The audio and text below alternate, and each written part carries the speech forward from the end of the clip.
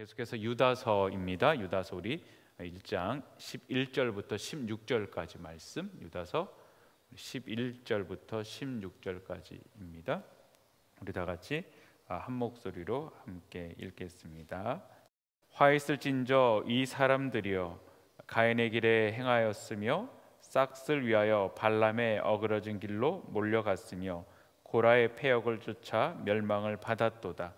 저희는 기탄 없이 너희와 함께 먹으니 너희의 애찬의 암초요 자기 몸만 기르는 목자요 바람에 불려가는 물 없는 구름이요 죽고 또 죽어 뿌리까지 뽑힌 열매 없는 가을 나무요 자기의 수치의 거품을 뿜는 바다의 거친 물결이요 영원히 예비된 캄캄한 흑암에 들어갈 유리하는 별들이라.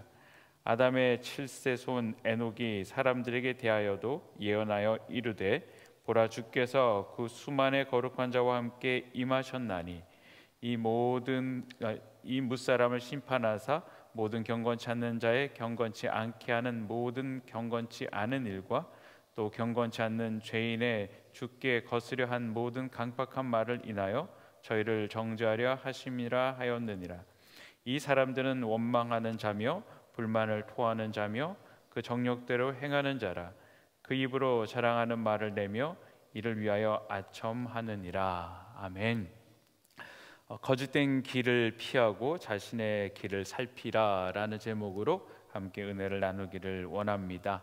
어저께의 말씀에 이어서 계속해서 거짓 교사들, 교회에 들어온 그들을 바라보면서 그들이 어떤 자인가라고 이야기합니다. 결론적으로 하나님 앞에 거짓으로 세워져 있는 자들은 오늘 1절 말씀에 보게 되어지면은 화 있을진저 이 사람들이여라고 이야기를 합니다. 예수님께서 바리새인들을 바라보면서 거짓된 자들을 바라보면서 많이 하셨던 그런 말씀이죠. 화 있을진저 바리새인과 서기관들이여라고 말씀하시면서 그들에게 심판이 임할 것이다라고 분명하게 말씀하고 계십니다. 그러니까 거짓 교사들 가운데서도 분명한 심판이 있게 되어진다라고 성경은 우리에게 말씀하고 계시는 것입니다.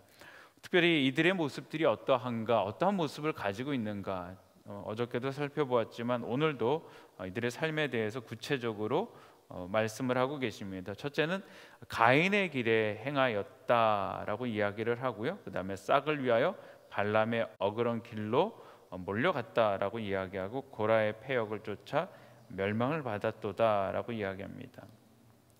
가인은 너무나도 우리가 잘 아는 그런 인물이죠. 그의 아우 아벨을 죽였던 그런 인물입니다. 자신의 어떤 교만함들, 시기심들, 잔인성들을 제어하지를 못하는 것들이죠. 하나님께서 가인을 바라보시면서 죄가 문 앞에 있지만 그 죄악들을 다스려라라고 말씀을 하십니다. 특별히 어쩌면 가인은 하나님의 심판을 두려워하지 않았을 수도 있겠다라는 생각을 하게 되어집니다. 하나님과 아담과 하와를 통하여서 약속하셨던 것이 있습니다. 선악과를 따먹을 경우에는 정령 죽으리라라고 말씀하셨죠. 그런데 아담과 하와가 그것을 먹은 후에 그들은 실질적으로 죽지를 않았습니다. 정령 죽으리라면 바로 먹자마자 우리가 독약을 먹듯이 피를 내뿜고 죽었으면은 그것이 확실하다라고 생각을 했을 텐데 멀쩡하게 살아있는 것들이에요. 그리고 달라진 것은 에덴 동산에서 쫓겨난 것들, 그리고 치명적으로 달라진 것들은 하나님과의 교제가 파괴되어진 것들이죠. 정령 죽으리라고 얘기했던 것들은 하나님과의 교제의 단절입니다. 하나님은 계시지만 하나님을 만날 수 없는 것들이죠. 하나님이 찾아오셔야지만이, 하나님 특별한 은혜를 허락하셔야지만이 하나님과 교통할 수 있는 그런 관계가 되어져 버린 것들입니다. 과거에는 하나님과 에덴 동산에서 죄가 없었기 때문에 편안하게 만날 수 있었던 것들, 항상 하나님 앞에 나아가기도 하고 하나님과 교제, 친밀한 교제들이 있었는데 그 교제의 단절들이죠. 근데 가인도 분명히 아담과 하와를 통하여서 하나님에 대해서 듣고 배웠을 것입니다. 그럼에도 불구하고 그의 부모가 죽지 아니하고 살아있는 것들을 통하여서 과연 하나님께서 심판하실까라는 퀘스천을 가지지 않았을까라는 생각을 하게 됩니다. 그가 태어났을 때는 이미 에덴 동산에 쫓겨난 이후의 삶들이었기 때문에 그가 태어난 세상은 별반 다를 것이 없었던 것들이죠. 그렇기 때문에 하나님을 두려워하거나 하나님의 심판을 두려워하는 그 마음들이 부족한 것이 아니었을까. 그렇기 때문에 하나님께서 말씀하셨지만 그 말씀을 두려워하지 아니하고 그 말씀을 지키려 하지 아니하고 자기 안에 있는 분노를 통하여서 시기심을 통하여서 동생을 죽이게 되어지는 그런 모습들, 거짓 교사들이 그런 것이다라는 것이죠.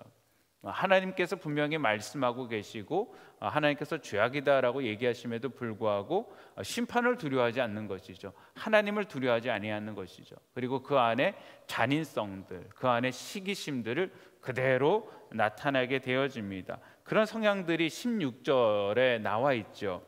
이 사람들은 원망하는 자며 불만을 토하는 자며 정욕대로 행하는 자다라고 이야기합니다. 원망과 불만을 토해내는 것들, 그것들은 어쩌면 가인이 가지고 있었던 그런 것들이 아닐까요? 왜 하나님 내 예배는 받아주지 아니하고 왜 동생의 예배는 받아줍니까? 받아지지 아니한다라면 왜 하나님께서 내 예배를 받지 아니하실까? 내 삶을 살피고 내 잘못을 깨달았고 어떻게 하면 하나님께서 받으시는 그런 예배가 되어질 수 있을까라고 살펴야지 되는데, 자신을 살피는 것이 아니고 왜 하나님이 나를 받아주지 아니하실까? 왜 하나님은 동생만 받아주실까? 동생이 보니까 미운 거예요. 싫은 거예요. 하나님도 싫은 거예요. 그러니 동생을 죽이게 되는 그런 죄를 범하게 되어집니다. 또한 두 번째로 싹을 위하여 발람의 어그러진 길을 갔다라고 이야기합니다. 이것은 민수기 25장에 모압 여자를 유혹하여서 이스라엘 백성들이 범죄하게 합니다. 같이 제사의 음식을 먹기도 하고 그들이 섬기는 신에 가서 절을 하기도 하는, 이스라엘 남자들로 하여금 하나님 앞에 범죄하게 하는 것들이죠. 하나님 앞에 배교하게 하고 또 정욕대로 살아가는 그 모습들, 그것을 무엇 때문에 한 것인가? 발람이 발락해 주겠다라는 그 물질 때문에, 자신이 얻기를 원하는 그 무엇을 인하여서 남들이 손해보고 남들이 하나님을 떠나는 그런 것들은 전혀 개의치 않는 것입니다. 이것이 거짓 교사들의 그런 특징이다라는 것이죠. 나만 잘 되면 된다라는 것입니다. 내 뜻대로 되면 된다라는 것이죠. 남이 어찌 됐든, 남이 영적으로 무너지든 무너지지 아니하던 그들과는 나는 전혀 상관이 없다라는 것입니다. 무엇을 해서라도 나만 잘 되면 된다라고 생각하는 그 모습들을 거짓 교사들이 가지고 있다라는 것이죠. 이단들을 생각해 보십시오. 이단들의 사이비 교주들이요, 얼마나 잔인하고 얼마나 악합니까? 이 사람들이 영적으로 피폐해가고 죽어가고 내버려두면 다 지옥에 가는 거예요. 자기가 하나님이 아니라는 건 누구보다도 자기가 잘 알죠. 자기가 신이 아니라는 건 누구보다 자기가 잘 알죠. 그런데 자기가 신이라고, 자기가 하나님이라고, 자기가 진리라고 사람들을 속이면서 무엇합니까? 그들의 재산들을 다 끌어모아가지고 잘 먹고 잘 사는 것입니다. 남이 어찌됐든 전혀 신경 쓰지 않는 것들이죠. 그리고 고라의 폐역을 쫓아 멸망을 받는다라고 이야기합니다. 고라는 특별히 모세에게 대적했던, 왜 당신만 하나님의 사람이냐, 나도 하나님의 사람인데 누가 당신을 리더로 세웠느냐라는 것이죠. 그것은 하나님께서 세워주신 질서를 파괴하는 것입니다. 교회의 권위에 도전을 하고 하나님의 율법에 도전하는 그런 모습들을 보여줬던 것들, 거짓 교사들이 그런 모습들을 가지고 있다라는 것입니다. 네 번째로 보면 애찬의 암초가 되어진다라고 이야기합니다.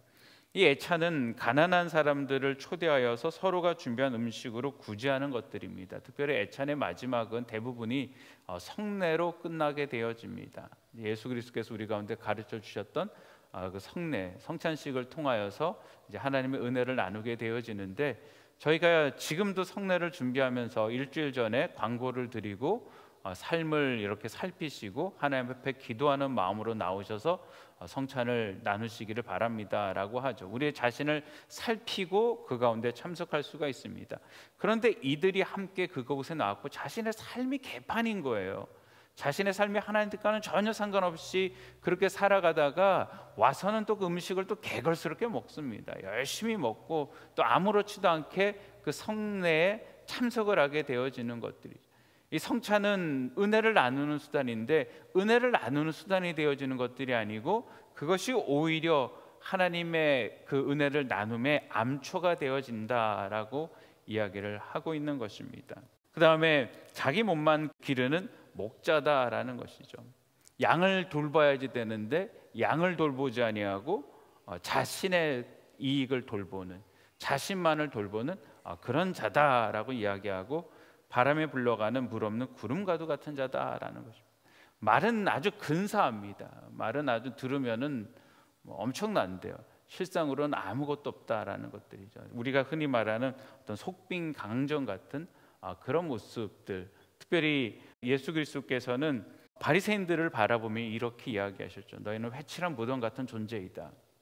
겉은 거룩하게 보이나 그 내면에는 시체의 썩은 냄새가 나는 그런 존재들이다라고 말씀하셨던 것처럼, 이 거짓 교사들은 바람에 불러가는 물 없는 구름이 어떤 존재들입니까?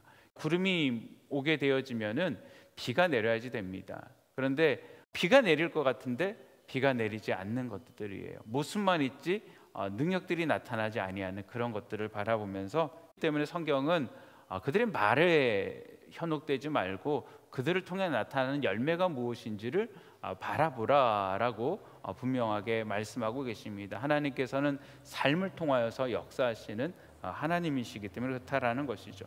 그리고 뿌리 뽑힌 나무와 같다, 마찬가지입니다. 그들은 열매 없는 그런 것들이죠. 시즌이 되게 되어지면은 열매가 맺혀야지 되는데 그런 열매 없는 것들을 바라보면서 얘기를 하시고, 여덟 번째도 거품을 쏟는 바다의 파도와도 같다라고 이야기합니다.